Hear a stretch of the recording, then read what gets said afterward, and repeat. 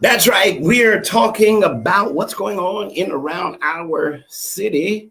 And certainly we looked at the fact that one, we have our city manager who review came forth, and we understand that Mr. Commissioner Jerry Matlow and Commissioner Jack Porter had a different grade that they wanted to put on the report card. And we look at what's going on in our city, even with law enforcement, with economic development, and they just feel and believe that things are not being done as they should. But I see so much happening in our city. So I'm going to get a chance to talk with both of them real soon and find out why are they continually giving the city manager Fs.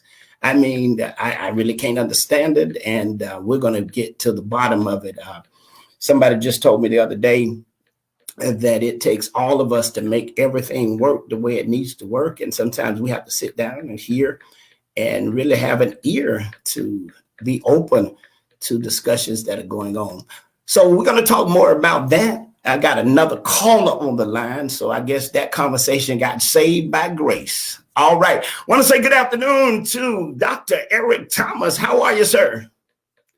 Peace and blessings, Pastor James. How are you, man? Man, I am absolutely phenomenal. How are you? I can't complain. It wouldn't change a thing. I know. Hey, listen, I just was talking about some of the politics that are going on here in our city, talking about what we see happening in the city with our commissioners who are, I mean, adamant about their positions of disgruntlement. And, when we look at city government and kingdom government, and I'm talking to a kingdom influencer, I'm talking to a marketplace apostle, I'm talking to someone who understands the work of how government operates in the kingdom. And when we look at government in our cities, in our state, what must the kingdom do to make sure that the city and the state government falls in line with the kingdom agenda? Yes, you're a prime example of what we need to be doing. All of us need to be doing more. One of the reasons I miss the capital city is stay in proximity, man. We stay within the four walls because it's a comfort zone for us. We stay on our knees so long because it's a comfort zone for us. But, in order to get in front of a Pharaoh to say, let my people go, God put Moses in proximity, had him be raised there. In order for Joseph to be the prince of Egypt, he had to be first a prisoner of it to even understand the dynamics of how government works. I remember you said one day when I was there in Tallahassee, man, we were talking about how that buzzword of churches are saying, I don't do church, I do kingdom. And you said these words, I'll never forget it, Greg. You said, most pastors don't even know how our government is set up. So how would they understand how the kingdom operates? Absolutely. And I learned that, Doc, because of my experience on the backside of the desert. And on the backside of the desert, in that isolated place that I was in, I learned so much about government, and I learned so much about how it was set up. So therefore, when you understand the structure of it, then you understand what kingdom looks like, what it feels like. So man, I tell you, here we are in a very crucial time, and city government, state government, national government as a whole, the voices of God's people must be heard in these city halls, in these state capitals, in these nations. Our voices must be heard because it's time for a kingdom agenda to be at the forefront. Even absolutely. But we can influence the heavens with our prayers. That's one aspect of it, our voice on display. The other part of it is being in these meetings, being at these where laws are legislated, where decisions are made. That's where you found Paul and Silas. They got to put in jail because they disrupted an industry, right? They saw something foul, spoke up against it, and found themselves in there. But it is important that we understand the kingdom constitution, which is our Bible, but we also got to understand the dynamics of the law that we are governed by every day, Greg. So absolutely, man. Wow. Well, listen, man, I want to talk to you because you've got you're doing some major work, and we have from time to time the opportunity to bounce ideas off of each other. And I don't tell them that you send me an invoice because I wouldn't dare tell them that. But in the meantime, when I'm so grateful for the relationship that we have, because I remember way back when in 2008, I did this workshop at our church called The Influencers. You were one of the speakers. Pastor Mark Griffin was one of the speakers. And Pastor Mark Griffin had just came out with a book called The CEO and Church. And you were going around the nation doing what now has become popular, but it was popular then, but people couldn't embrace the idea of marketplace ministry. Tell us a little bit about what that looks like, what it sounds like, what it feels like for those who are listening to our broadcast today. Yeah, so absolutely. It is from my favorite CEO, and I've got many in our time, but my favorite one is Jesus Christ. I've always said that Jesus was the ultimate CEO. You want to start a movement, did not find one rabbi, one synagogue ruler. He recruited 12 businessmen to bring the realm of the influence, the heavily influenced, and back into the realm of the earth. And so tax collectors and a prominent businessman, what would that look like today for us? I mean, Peter was a prominent man in the fishing industry, which is a dominant industry. Finding your 12, your core, people who have arms in technology, education, government and business, healthcare, man. The things that are really affecting our time. I don't know that he would choose the same 12 today. But in order to leverage your influence, you have to understand the things that influence our time, earthly affairs, and stuff. We go through trends and cycles, and one of those things in marketplace ministry is understanding trends and cycles. We in church call them times and seasons, but it's the same thing, trends and cycles, understanding how money works. We're right now, you and I have conversations often about the new economy that we're in. Like cryptocurrency. I mean, let's just go pitch on it, right? But when the saints don't understand something, they call it a scam, right? And it's just because where have our people been and who understand trade to this dynamic that could give clarity and education and empowerment on it, so that people, when we see something new, hear something that we've never heard of before, we can embrace it. Actually, we should be first, Greg. Absolutely. Be late adapters. We should be first, right, in it. Understanding tax strategies. When Jesus was challenged about paying his taxes, it's like, Peter, go find it in the mouth of a fish. It wasn't just a miracle of money in the mouth of the fish. It was him finding tax strategies in certain industries. So these are the things that also benefit people, because our people are faced with unfair tax laws and having to pay unfair taxes. We're finding ourselves not knowing what to do with our investment. The 401k is not going to be what it was for my father. Absolutely. It won't be what it was to my grandmother. And so we're needing to find another safety net for people who don't want to work forever. So that's marketplace ministry, understanding the times that we live in, and we're governing those times, we're stewarding those times, we're leading those times, we're anticipating them, and we're getting people ready to navigate in them, to thrive through them, and not just survive. Well, man, what I'm so grateful of, I'm grateful of one, that, our friendship is a friendship that lasted and has lasted even through my times. Your friendship has been there. Even when I was isolated, you were there to say, hey, I'm there for you. And we find in life, we find that your sunshine buddies can't be found on cloudy days. And the Bible says it like this, that he that loveth at all times, and good or bad. So you have been such a blessing to my life. And just today, we were having a conversation and I invited you to come on, even though I've got to get you on whereby we could stream and do all of that. But you paused in your schedule because you said something today that I thought that those who listen to this broadcast, the 15,000+ needed to hear. And that was the body of Christ must become more aware of the trends and the cycles that are taking place in the earth realm. Absolutely. Absolutely. And not just become aware, we need to become the trendsetters. Wow. We adapt to them, Greg, but we need to be first. We need to be, he gave us, we're creating in his image, after his likeness, to have rulership and dominion over them. The first miracle of Jesus was not opening of the blinded eyes, which would have been fine. Wasn't raising the dead. It was a marketplace miracle, turning water into wine. Wow. Right? Wow. Say that again. It was a marketplace ministry miracle. Wow. It was a marketplace miracle.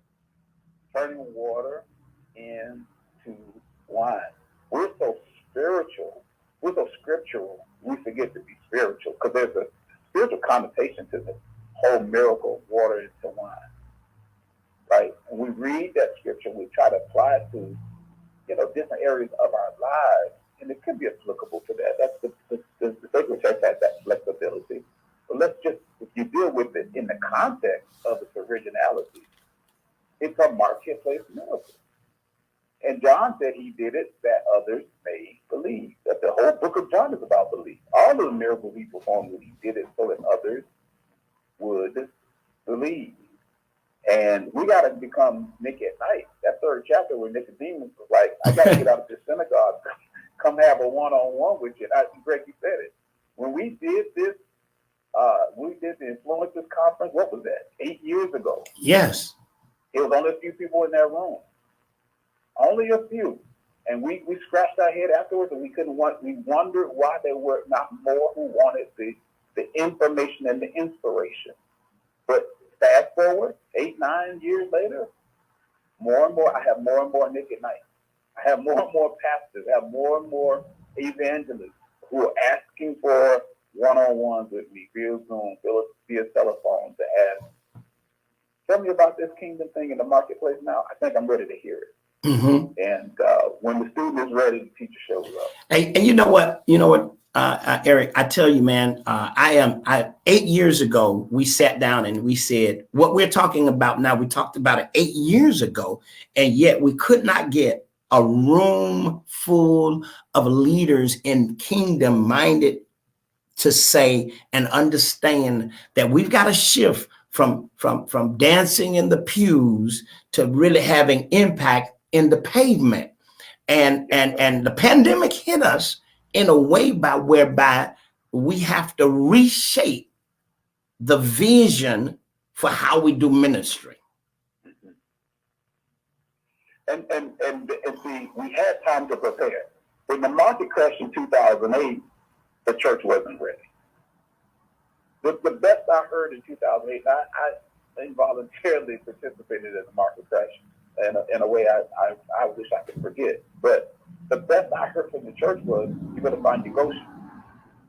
And again, we turn to the sacred text for things like that because we have no real solution. We have no real strategy.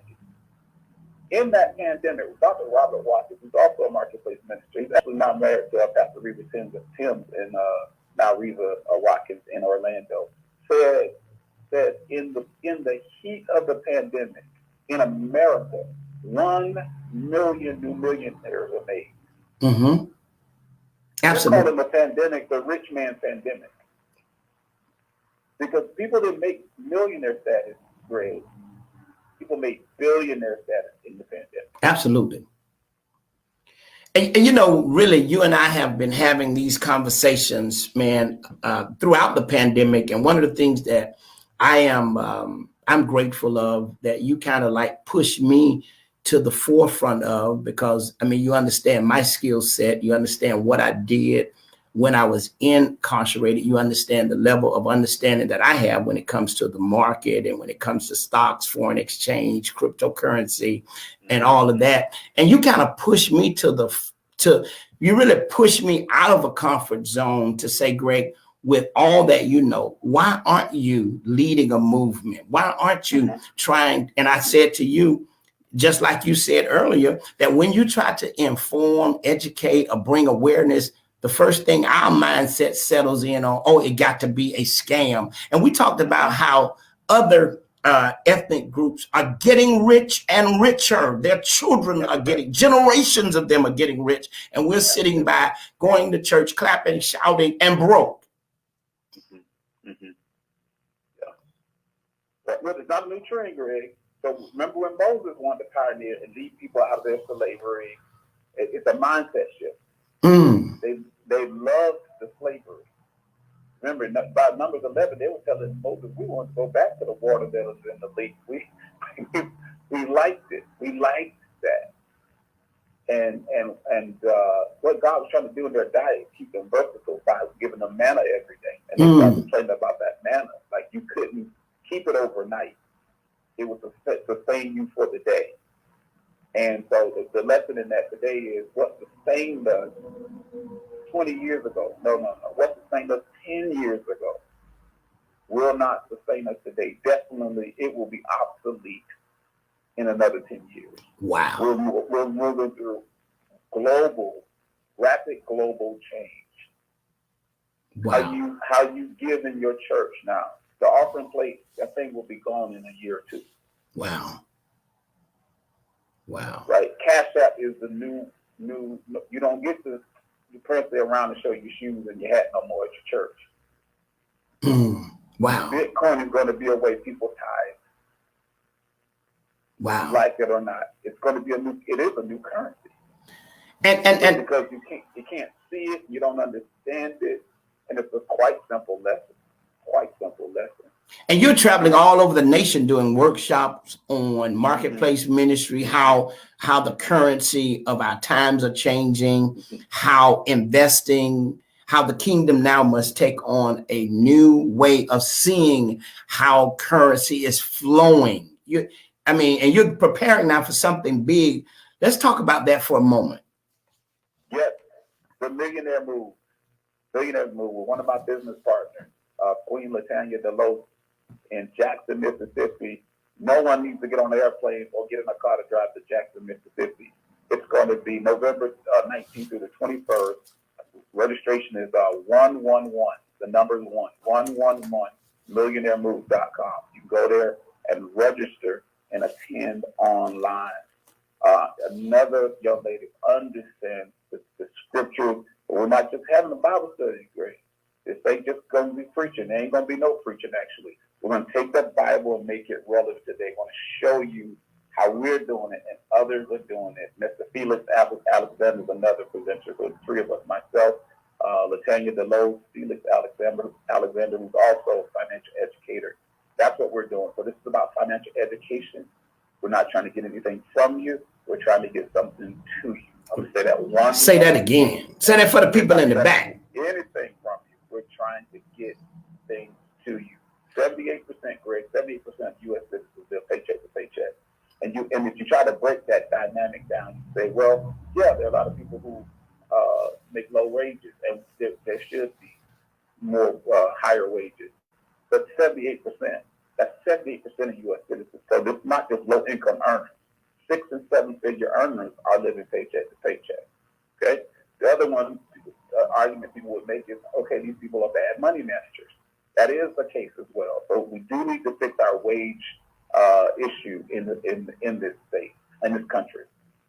We do need to fix the money management. But the core of the problem is neither you earning low or high wages or money management. The first thing is lack of education, financial education.